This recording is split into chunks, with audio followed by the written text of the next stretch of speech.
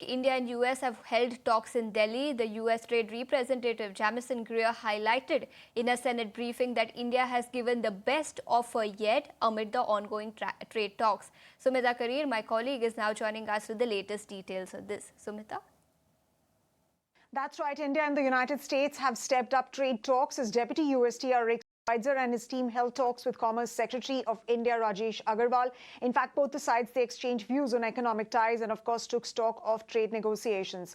Now, Schweitzer also met with India's Foreign Secretary Vikram Misri, and their discussions, they covered tech partnership, trade and resilient supply chains. In fact, as far as this visit is concerned, the MEA, remember a couple of days back, it termed this visit as a familiarization visit. In fact, the Commerce Ministry as well, sources within the Commerce Ministry also stated that this is not a formal round of talks.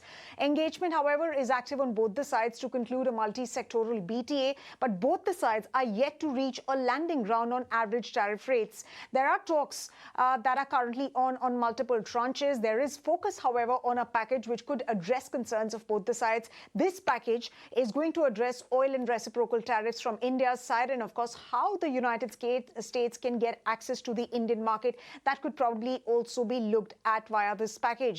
The United States, like I stated, is looking for more balance in trade to avert future black swan moments. It is looking for market access in terms of tariffs, sectoral non-tariff barriers as well. Remember this, even as India is facing elevated tariffs and, of course, exports to the United States by India, they fell nearly 9% year-on-year in October 2025 as compared to October 2024.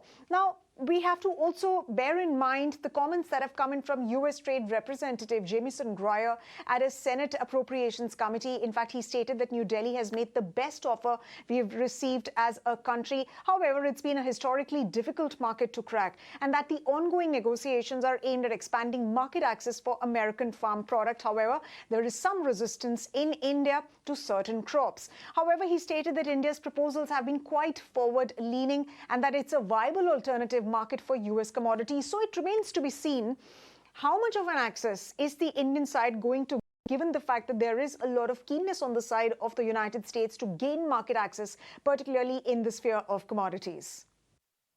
Sumita, thanks so much for joining us with all those details. So all eyes will be on outcome or any kind of comments that come in later tonight. But that's all the time we have on this edition of the show. Thanks so much for tuning in. Market Fatafat will come up next.